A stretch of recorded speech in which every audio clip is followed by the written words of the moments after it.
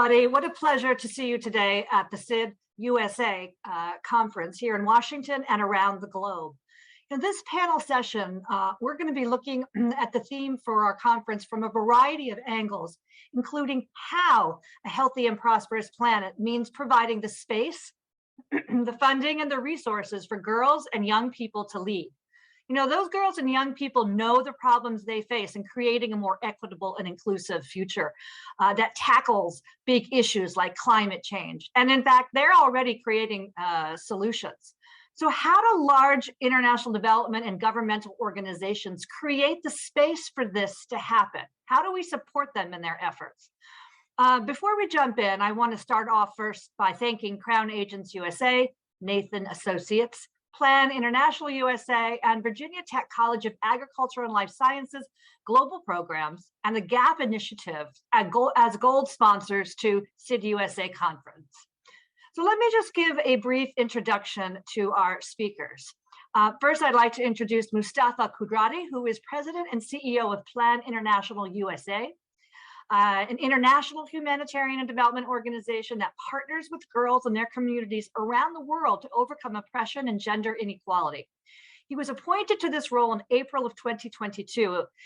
Mustafa has long been a champion of girls' rights and Plan's unique approach to engaging young people. And for more than 30 years, he's focused his work on reproductive health rights, social inclusion, local ownership, and diversity, equity, and inclusion. Uzma Barton is the principal associate at Nathan Associates Economic Policy and Governance Practice. She brings a dynamic perspective on international development, which is grounded in her experience of working with national governments, development finance institutions, and academic research. Dr. Barton's technical expertise includes resource mobilization, public sector reform, and she told me that she is passionate about empowerment, inclusion, and engagement. Mwonzora is the country managing director of Crown Agents in Zimbabwe, overseeing operations of key projects that bring about positive and sustainable change in Zimbabwe. She herself has over 20 years of experience in managing complex health system strengthening programs and is currently leading a team of 120 people working across all 10 provinces in that country. Some of her key achievements include being the team lead on a major contraceptives program, which saw a reduction of stockouts from 40% to 1%. She also co-designed and is currently directing a $50 million US dollar results-based financing in health initiative, which has actually contributed to 52% reduction in maternal and neonatal mortality since its inception in 2014. And certainly, last but not least, is Patience Mshenga, who is a professor of agribusiness management and dean of the Faculty of Agriculture at Egerton University in Kenya. Dr. Mshenga has been in academia for 20 years, and she has been involved in agricultural research for development. Her interests are on capacity building and youth empowerment, exactly some of the conversation we're having today. Primarily, she focuses on the Africa region. And she's been and continues to be a mentor to many youth, especially at the university level. Let me just start by saying, I think it's incredible that we're bringing different perspectives from Kenya and Zimbabwe today to our panelists' previous experience in Tanzania and Pakistan, as well as elsewhere in the world, including topics from agriculture to health systems to higher education and girls and gender equality, and many, many more. So thank you all for being here with us. Let's just dive into this, but let me just say, panelists, while I've given you your bios, which are incredible, I really welcome you to let our audience know when you begin speaking, what lens through which you are looking through personally as you answer these questions and hopefully engage each other in conversation. So in order to have a healthy and prosperous planet for everyone, we can't, as we all know, leave out girls and young people. And you know, this means they must have access to power and funding. Mustafa, can you dig in a little bit about what access to power means and also what needs to happen in order for girls to be able to access power and funding opportunities? Great, thank you, Sylvia, and thank you for that great introduction. just a little bit in terms of the perspective that I bring. It's a perspective from multiple sectors. It's both from having been a founder of a large national NGO focused on children's rights, to being a country director of an INGO, technical advisor at an INGO, and now as the CEO as well. So it's kind of my perspective cuts across all these different life experiences that I've had as well. Just in terms of a quick response to your question is, I'll focus on the funding component first. Is that we at Plan really took a hard look at what spaces we had created in terms of girls' opportunities to access funding. And when we did a quick series of consultations with girl activists about where do girl-led organizations in the Global South find resources for programming, activism, advocacy efforts, what clearly came to us, and I don't think it'll sound any strange to most of us, is that the opportunities were really hard to find. The application processes were crazy. They were really hard to fill out. They were meant for people who had master's degrees or doctorates. There were people who could write well in English. There was the whole power of language that was in place. So we took all of that feedback, and in Guatemala and in Brazil, we've initiated a new program called the Equality Accelerator that was built by and for girls. And I know we all use this kind of language regularly about being built by and for. So what does this mean for us, right? As at Plan USA, what we've done is we've created, with the girls, we've created a very strong resource hub that girls can contribute to, where partners upload their resources, and a community page has been designed for groups to create profiles and communicate with each other. But the girls designed their own application process. They gave us a tremendous amount of feedback about creating a common application process, and they themselves get to vote on each other's proposals rather than a panel of experts coming through as well. So all of these are really helping us to think through what kinds of proposals that we establish, what kinds of responses they give. So we even changed our compliance. We worked hard with our legal team to say, what are the compliance requirements for this funding for them to stay compliant, while recognizing that these are girl-led, youth-led organizations as well. And so even the compliance, the reporting structure, so the reports are all submitted by video rather than a written report. We have 100% compliance so far on our programs, and we're now looking at expanding this work into other geographies as well through a consultative process moving forward. So just a quick highlight about how funding needs to change. Listening allows us to really redress the power around who funds, how we fund, where we fund, what we fund. All that is getting addressed through a very different way of organizing ourselves as well. Wow, the opportunity to present the reporting through video, it just levels the playing field for so many people who don't have access to higher level literacy and other things. And now, with phones being ubiquitous, it really makes it a possibility. So I find that just absolutely fascinating. Uzma, can you talk a little bit about customizing and selecting the relevant and appropriate enablers of creating such space, like power, funding, resources for young girls and youth who belong in different societies, cultural setups, and socioeconomic classes, so that we can make this more equitable for the entire planet? Do you mind speaking to that? Sure. Before responding to that, I will just give a line on where I'm coming from. So unlike other panelists here who are specialists on gender and social inclusion and all of these amazing work that you have been doing, I work for Nathan Associates, who is an implementer and a leader in providing GISI, which is gender and social inclusion leadership, as well as we provide support on building institutional frameworks. In the public financial management side, on the DRM, domestic revenue mobilization side, where the governments can have enough funding and resources and can manage it better to be able to provide to gender and youth and all these sectors. But my lens here is informed by by my own bringing up in a small town, Pakistan, where it's what Mustafa was referring to, the information asymmetry, the inaccess to the information or being unable to comprehend what that is.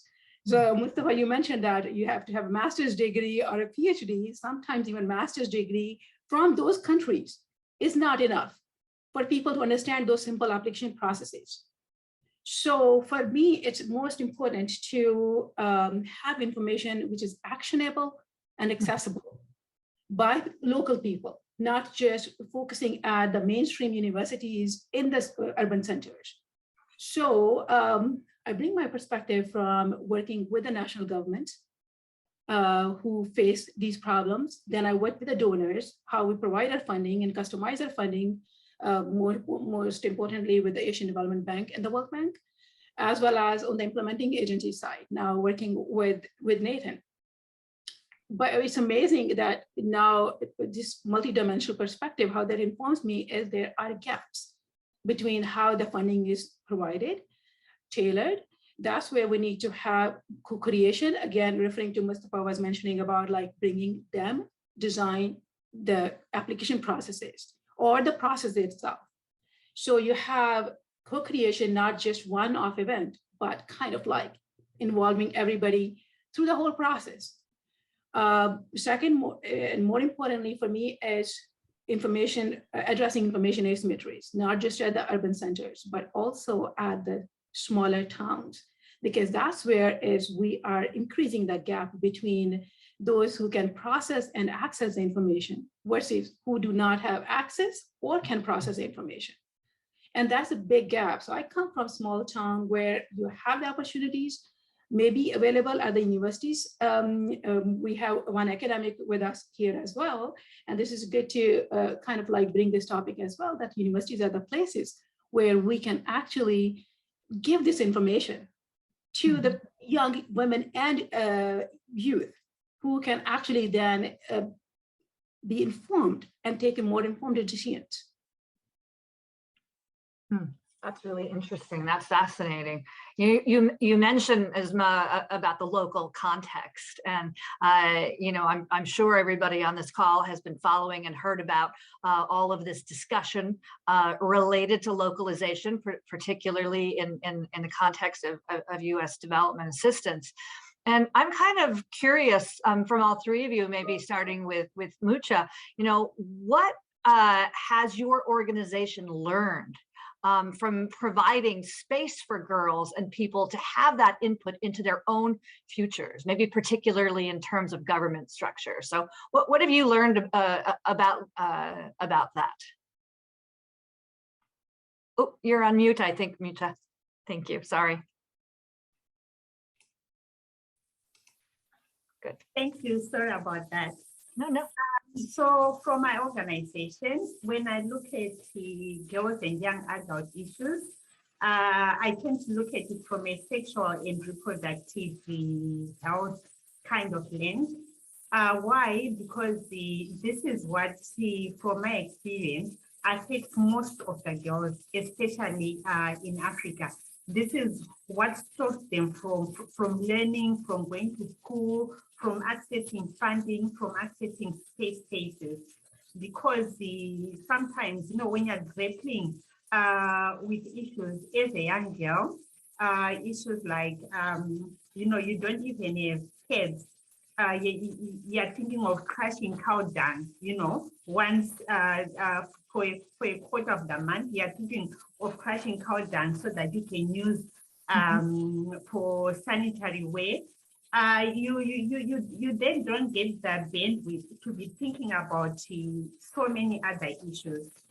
So at Crown Agents, what we grapple with on a daily basis, what we're encouraged to do as an implementing partner is to try to be involved in the programming, in co-creation of projects, in assisting in the design phase.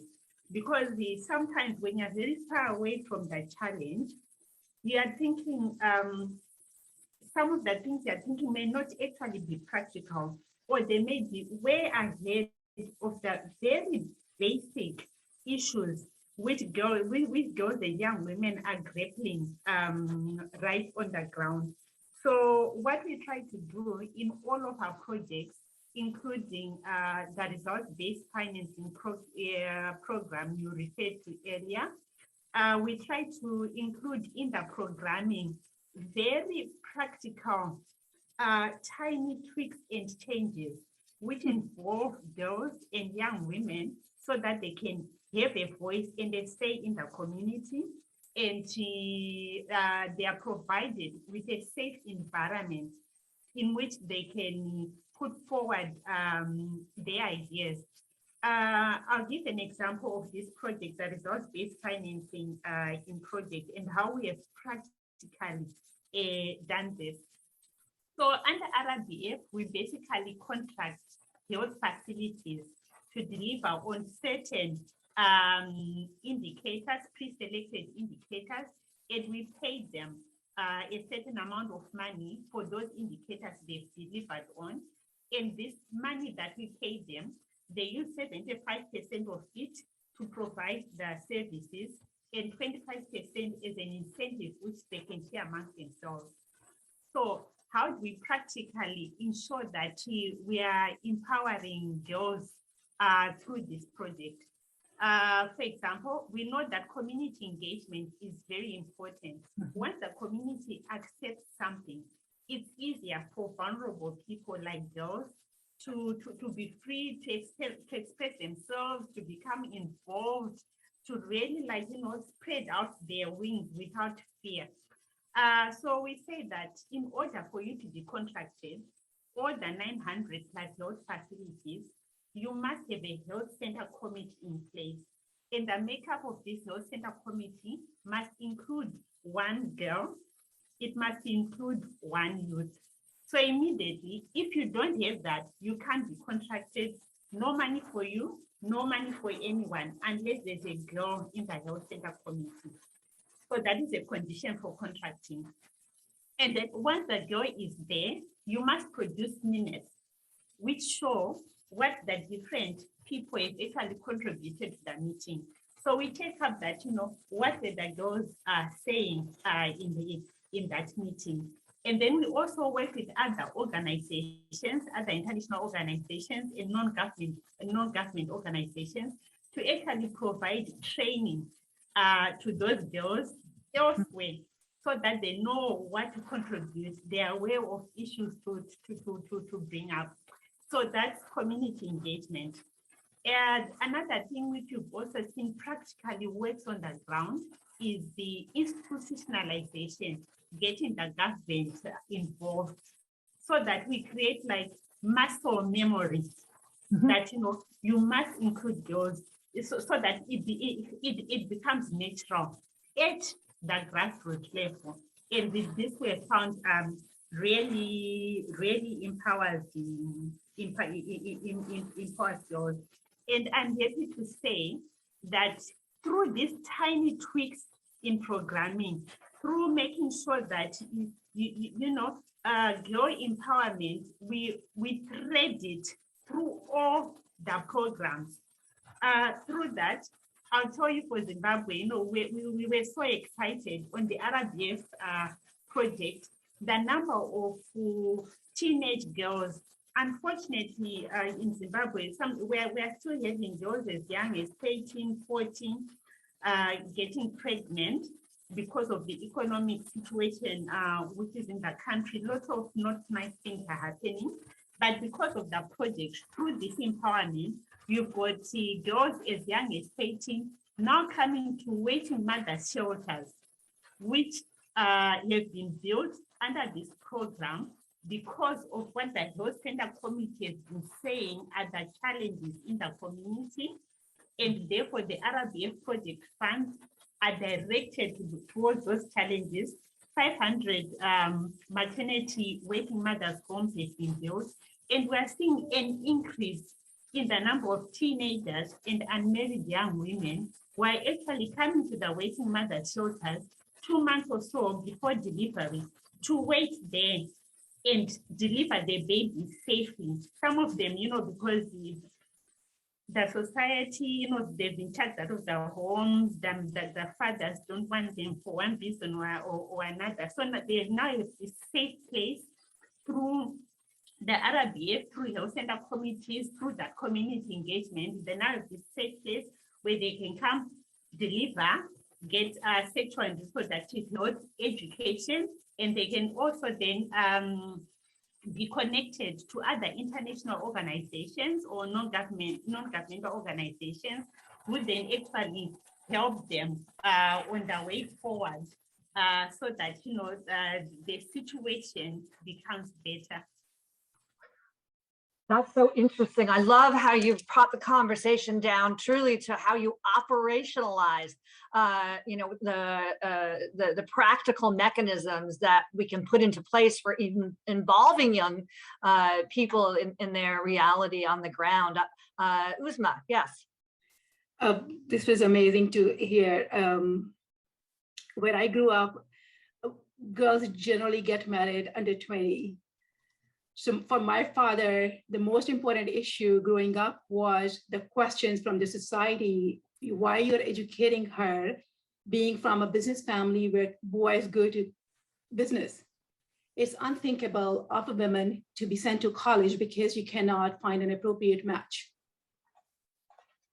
I would say the only reason I'm here talking to all of you here today is my father. It's very important to engage community. It's very important to educate fathers. I cannot emphasize that more than anything else, that we need to program our programs in a way to build this mindset to change the culture, which comes through father figure in a lot of societies, and then husbands. Those two are the most important pillars. Unless we invest on them, we cannot have a sustainable longer change. We can have great programmatic results, for the time of that program. But going forward, when we want to talk about generations, my sister and my nephews and nieces following me, or my village people who I have mentored 3-4 of them personally, but just being a role model in those societies is way more than investing millions of dollars. Wow, investing in men as part of this is absolutely, it was such an important part of this conversation. Thank you for bringing us there. I don't know, Mustafa, if you have anything to add to that. No, absolutely. And I think throughout our programming efforts, this is exactly the kind of work we're trying to do as well. And what we're trying to do, and I'll give a response to both Sylvia, your original question, and then more specifically to this conversation that's taking place. I think for this particular conversation, and Uzma, Mucha, what I'm hearing is a really key part of our programming model that we're trying to use at Plan Worldwide, which is to use a socio-ecological lens. And Uzma, I think in our pre-chat, as we were trying to prepare ourselves, we said, how do you look at power? How do you look at normative change, long-term normative change? So we're very, very invested in saying, focus on the girls, design with the girls in mind, because that's our ethos as an organization. But then make sure you're also engaging with the family. You're also engaging with the community and the community stakeholders that you're working with. Engage with the local governments and engage with the national government where appropriate. Because if the structures are not in place, if the engagement is not taking place at all of these levels, then it's not enough. We're not sustaining some of our wins. And I'm too sick and tired after 30 years, I'll be honest. If I see another misogynist come into power and undo decades of work, as happened in my own home country a few years back, and thank goodness there's a woman in power who's changing the dynamic completely back home in Tanzania. It speaks a lot to how when we're not engaging enough in the normative change, how decades of work can be undone very quickly. So that's one level. I think going back, Sylvia, to your original question, we're also asking ourselves really hard questions at Plan to say, what does it mean to be a global girls' rights organization? What does it mean to be so focused? So what we've done is we established initially about 6 years ago a commitment to having youth board members within our boards, not as an advisory board as well, only, but as youth members. But how do you then build up a structure where young people are getting ready to engage? Because being local also means, are we representing the communities that we're working with? So within the United States, we've established 3 structures. We have a youth leadership academy that engages high school students, all the way from the ages of about 14 onwards are invited to join our youth leadership academy. And then from there, some are selected to become, and they're taught and engaged in a year-long mentoring process to become advocates in their own rights. But then from there, they're invited to join, some of them are invited to join the Youth Advisory Board. And then within the Youth Advisory Board, there's a very clear process to have 3 members of the Youth Advisory Board always getting nominated to become part of our full voting board as well, and they have full voting rights. And just to give you an example, when I was getting interviewed, since I was recently selected, during the selection process, the hardest questions by far during my interview process came from our youth board members. And they were really tough, focused on decolonization, on localization, on what the future looked like for us as an INGO in the development space. So really exciting to see how engaged young people were in our processes as well. Thank you. Wow, just seeing how you've all operationalized this, these lofty ideals is really exciting to me personally. I'm going to switch gears a little bit and say, that I think all of us are very clear that climate change and conflict are predicted to increase over the coming years. I mean, wherever in the world we're talking, I think we all see this. Sometimes we only talk about one conflict, but there are many, many around the world affecting millions and millions of people.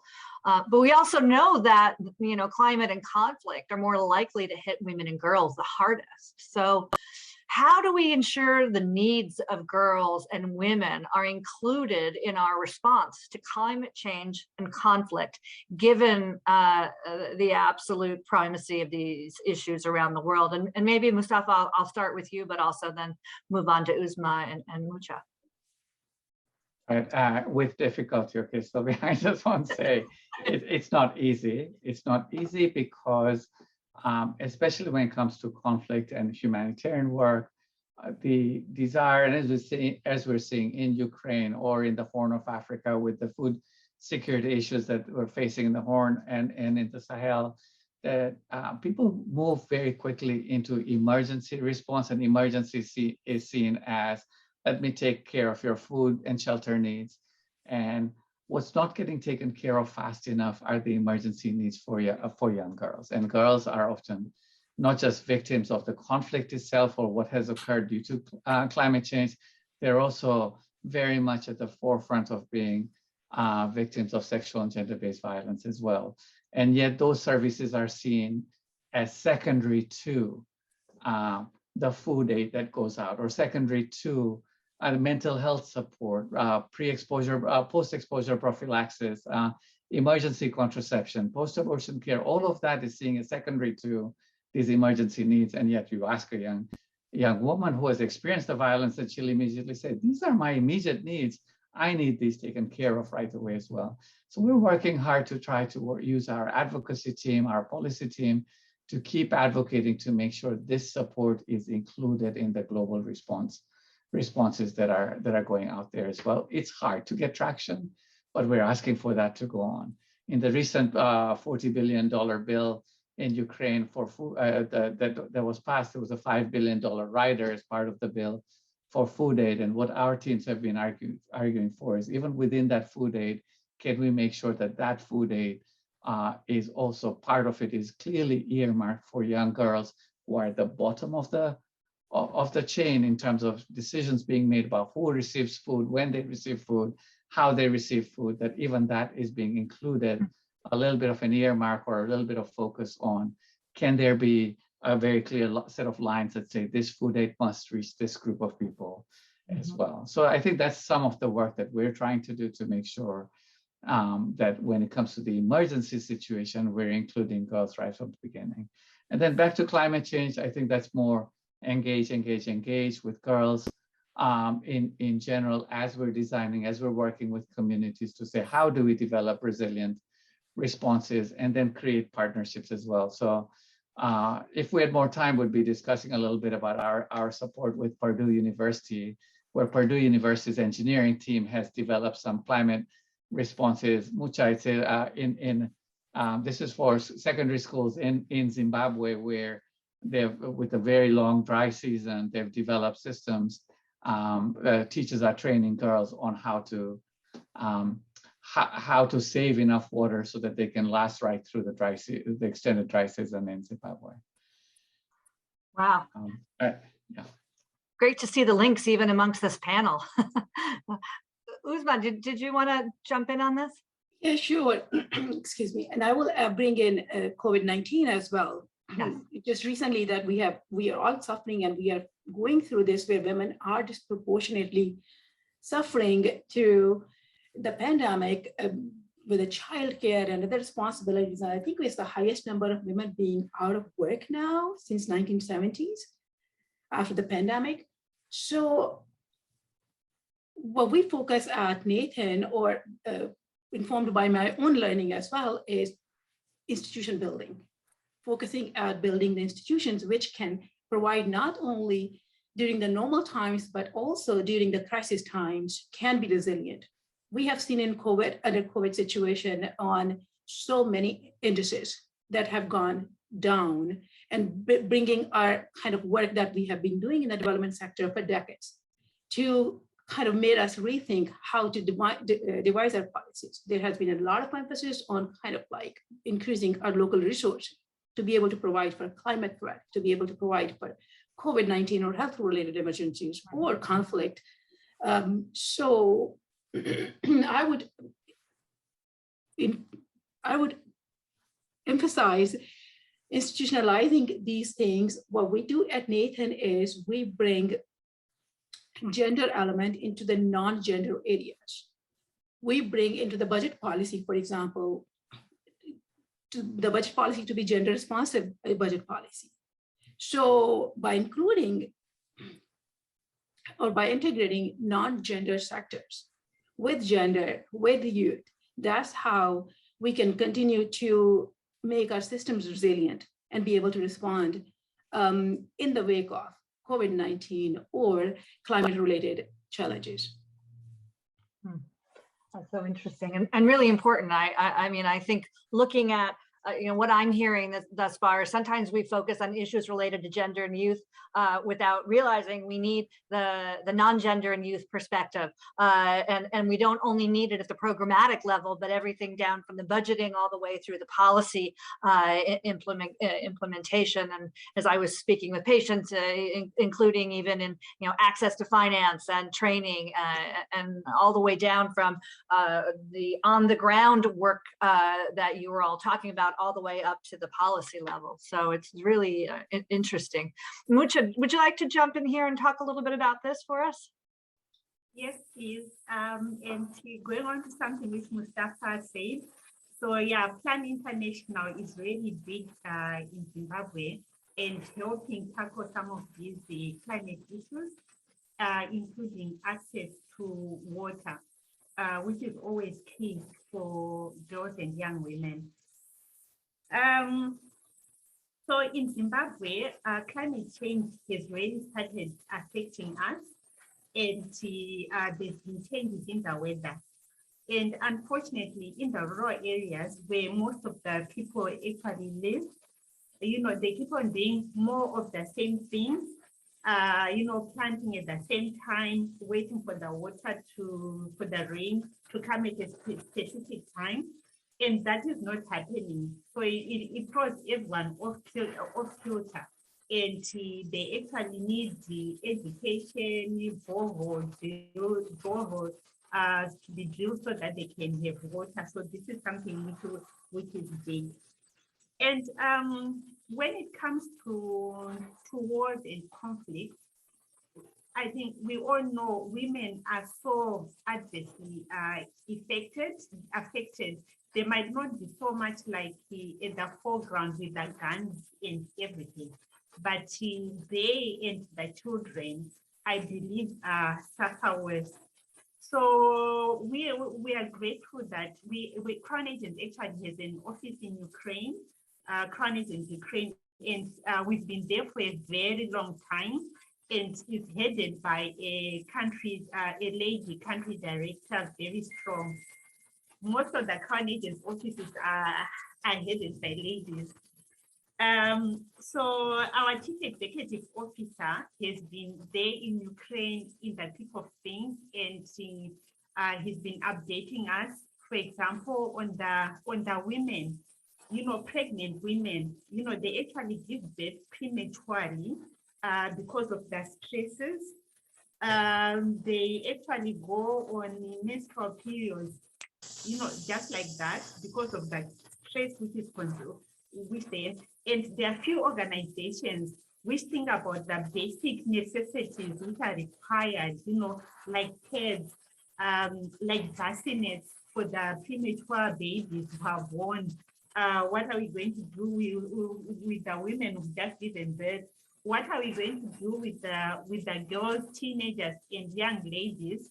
One of our directors told us a story where she went down there. She was in Ukraine, and a group of teenage girls arrived, and somebody was going to put them in with a house full of men, and then she had to stand her ground to say, no, they must be given separate accommodation. So things like that. Women are really adversely affected by conflict, and the way in which we respond, the way the UN bodies need to respond, and the international organization needs to respond, they need to keep that key in front of them. So, patience, I'd like to talk a little bit about the importance of higher education institutions, and specifically hear from you about how higher education institutions contribute towards a healthy, prosperous, and resilient planet for all. Thank you, Sylvia. I think higher education institutions are very important in contributing to this theme of working towards a healthy, prosperous, and resilient planet for all. In that, higher education institutions mostly work with the youth. In as much as we may have an older generation, but the youth are the most in higher education institutions. And basically, the higher education institutions have 3 mandates. The first one is teaching, then research, and extension or community engagement. And therefore, for higher education institutions to be able to contribute towards this theme, then they have to look at it from the perspective of these 3 mandates. When we look at teaching, then one of the things that higher education institutions can be able to do is look at the curricula. And here, when we're looking at the curricula, then we'll have to look at how can the curricula be able to incorporate topics or causes that can be able to contribute towards this theme. For example, we are looking at sustainability here. Can the curricula be able to include causes that will be able to get into issues about sustainability, issues to do with resilience and also prosperity? We are also looking at issues to do with capacity building of the youth in terms of their skills. And here, when we are looking at the theme of resilience, we are looking at the theme of prosperity in terms of the youth and girls. Then we are looking at how can we be able to build the skills of the youth and the girls in terms of the curricula. Can it be able to build these skills? And also another issue is about leadership. Can we be able to incorporate or infuse this into the curricula that we have in the universities? Another issue is about negotiation skills and also communication. That is all about training within the higher curriculum, the higher education space. Also, we are looking at research here, and the research can be in 2 areas. It can be research for the staff within the higher education institutions, or research that the students conduct. And here, when we are looking at research, is it pertinent for this theme of resilience, maybe for issues to do with climate change, and maybe coming up with sustainable technologies in the agricultural value chain. So specifically for us in Egerton, we deal with agriculture. So this will be something that will be of interest to us in terms of research. So this is one of the issues that we can be able to look at in higher education institutions. Another thing that we are looking at is the mandate of community engagement and extension. And this has to do with working with the communities in terms of resilience and in terms of prosperity. And therefore, when working with the communities, then we know that higher education institutions can be able to work together with the communities that are surrounding them. And we have different kinds of communities. For example, for us, we are looking at the industries, we are looking at maybe the farming communities. And when we look at the communities, these are the people who are at the center of conserving. For example, when you're talking about conserving the environment, it is the communities that are at the center of conserving the environment. And therefore, it is important for us to be able to work with them and for the industries also, so that they can be able to come up with technologies that can be able to lead to resilience and prosperity for all. Another issue that we can also be able to get into is in terms of how the universities can also be able to engage with the government institutions in terms of lobbying for the appropriate policies when it comes to the theme of working towards a healthy, resilient, and prosperous planet for all. Oh, that's fascinating. It's fascinating to hear about how the School of Agriculture is actually focusing on things like leadership skills and negotiation and community engagement. I am confident and excited to hear about how that can feed back into the loop you talk about sustainability and resilience. Let's talk a little bit about resources. What do, from your perspective, higher education institutions need to do in order to get the resources to help youth contribute to a healthy, prosperous, and resilient planet? Sylvia, I think this is a thorny issue when it comes to resources, because we always know that resources are scarce. They are not always adequate. As for our position here as higher education institutions, in as much as resources are scarce, most at times we have different kinds of resources. We can be able to generate resources within the university in terms of the activities that we conduct as higher education institutions. But then we can also have resources when we get into partnerships. And here we are looking at partnerships with the industry. We are also looking at partnerships with the communities. We are also looking at partnerships with the government institutions and partnerships with the international organizations. So that is where we can be able to get our resources. Also, we get resources from our government. So the government can be able to fund some of the activities that we may need to do contributing to this theme. And also, we are also looking at getting resources from donors who usually work with the higher education institutions and in research and also in terms of training, so that we can be able to work with the youth to realize this theme, and that we can be able to lead to a prosperous and a healthy planet for all. Oh, that's fascinating. I mean, without the resources, how are we going to get done this great big effort that we need to be doing worldwide? Can you talk a little bit about how international development and government organizations assist the higher education institutions to contribute to this agenda, and talk a little bit about that relationship?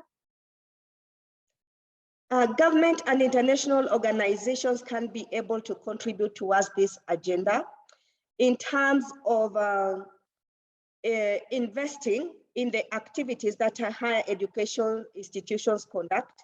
For example, they can be able to provide the funds that are required for the research that we usually conduct.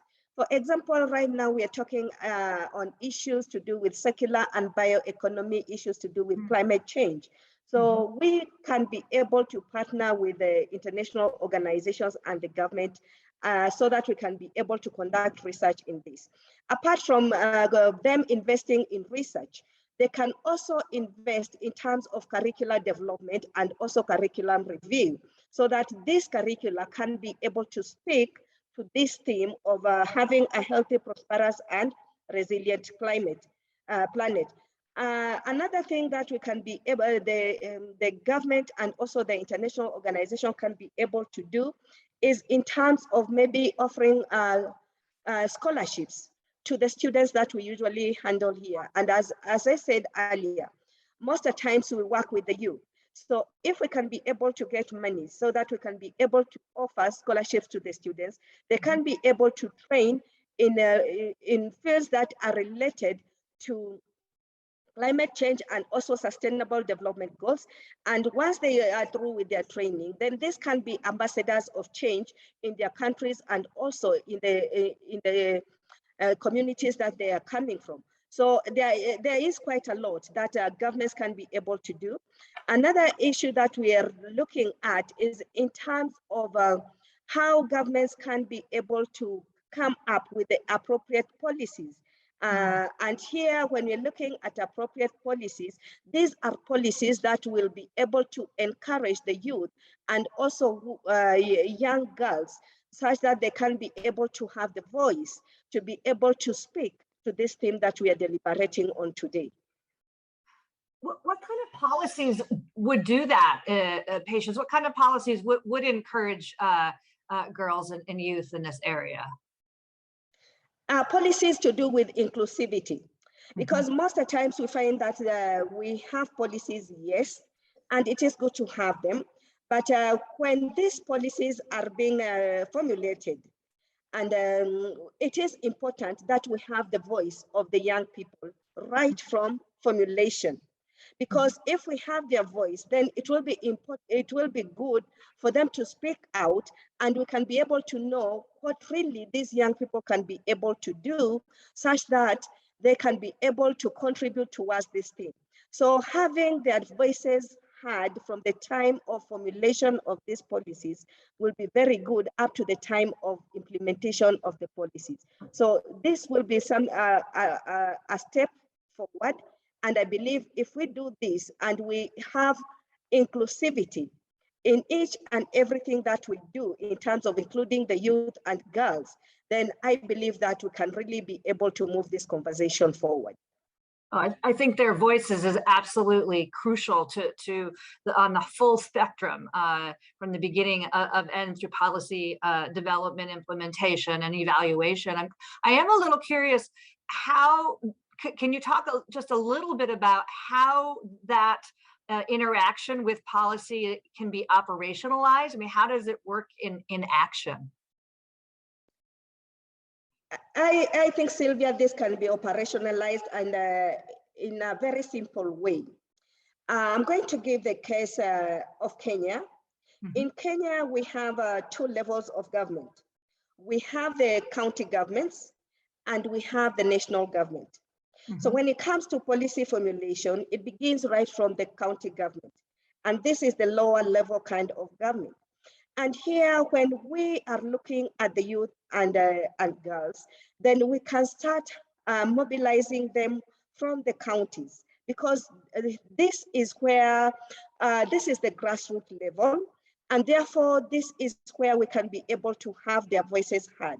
So if we start having them or including them from the grassroots levels, then we can be able to incorporate whatever needs to be incorporated in policy when it comes to the national level. Interesting. That's really important. And one of the challenges that I have seen in many of the places that I've had the privilege and pleasure of visiting and speaking to experts like yourself is how agriculture is oftentimes no longer the profession of choice for girls and youth, and that there is a drain on those the youth and girls in terms of going to cities or moving out of the sector altogether. is bringing youth into the agriculture sector a challenge that you see? And if so, can you just talk a little bit about how we can counter that challenge? Yes, Sylvia, this is one of the challenges that we are facing, not only in Kenya, but I believe it is all over the world. And one of the issues that we have been looking at is how we can be able to make agriculture to be popular amongst the youth. And one of the issues that has come up in our discussion is that agriculture is seen as a drudgery type of work that is exhausting, especially in Africa, where we do not have technologies to make the work easier. So one of the things that we have been looking at, how can we be able to make work easy, and looking at maybe having technologies, for example, machines and equipment that will be able to make work easy for the people who will be conducting agricultural activities. Another issue that we are looking into when we want to include the youth in agriculture is that we are looking at the whole spectrum of the value chain. And here we are saying that apart from production, because it's like when we are discussing about agriculture and the youth usually think that they can only get into agricultural activities at the production level of the value chain. But there are other levels of the value chain in which the youth can be involved in. For example, when we're talking about processing, that is value addition. And this is something that is very promising and which the youth really like. Another thing is about distribution and logistics. This is something that also the youth can be able to get in. So one of the issues that we are looking at is how we can be able to include ICT in agriculture. And actually, this is something very interesting to them. So you'll find the youth coming up with marketing applications. And here they do not even have to get on maybe to the farm. They can be able to buy and sell using their marketing applications, and they can be able to make profit out of that and get their livelihood out of that. So those are some of the conversations that we are moving forward. And we are seeing some change in the mindset of the youth in terms of being involved in agricultural activities.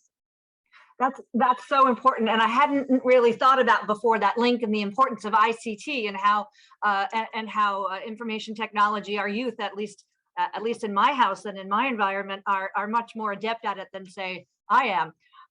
You know, one last question along these lines is if we want youth to get involved in agricultural activities, and as we're looking for the long term, they need access to finance in order to build opportunities for themselves and their futures.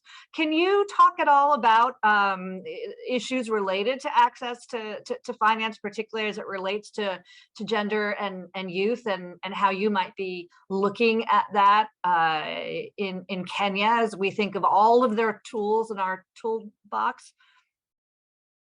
One of the issues, as you've rightly pointed out, that was a challenge to the youth involving themselves in agricultural activities was finance. But this was an issue because it's like the mainstream financial institutions needed collateral when it came to financing of agricultural activities, and the youth usually do not have any collateral. So right now, what we are looking at is that we have some financial institutions that are not in the mainstream financial institutions. For example, we have some lending institutions whereby you do not need any collateral for you to be able to get a loan. And this is where most of the youth are getting their financing from for agricultural activities. So we have these applications that can be able to lend the youth. On the issues of gender, for example, women and girls, when it comes to financing, one of the things that we have been seeing working for women and girls is what we are calling table banking. So we have women associations or women groups, and usually they can be able to meet for different activities which they do jointly. So it can be agricultural activities or non-agricultural activities. But when they meet, one of the things that they usually do is they can be able to have some savings So they usually get monies, they contribute monies when they usually meet in every meeting, and they use this to lend each other so that they can be able to conduct their business or their agricultural activities. So that's a great kind of summary and an ending of this really important conversation. I think, as Mustafa said earlier, we could actually be having this conversation for a very long time. I mean, there's so many elements that we didn't have the chance to pick up on in terms of the intersectionality of people and problems. You know, you're talking, Mucha, about Ukraine. You know, when we think of alternately abled people who have difficulty getting access, and those being women and youth in those situations, as well as there's so much to talk about. But I would say, you know, we've looked at climate, we've looked at conflict, we've looked at COVID, we've looked at Ukraine, we've looked at, most importantly, gender and youth in this very, very difficult time. But it has been an absolute pleasure to speak with all of you. I think, Mucha, at the beginning of the conversation, you talked about threading, and I think there were lots of threading of needles in this conversation. I really want to thank Crown Agents USA, Nathan Associates, Plan International USA, Virginia Tech College of Agriculture and Life Sciences Global Programs, and the GAP Initiative as gold sponsors to the SID-USA conference. You have put a lot of time and energy towards this conversation, so I'd like to thank you, and I would also like to thank the audience for their attention, and I look forward to having our paths cross again. So thank you. Thank you. Thank you so much. Take care. Thank you, panelists. This was fantastic. All right, you take care. Take care.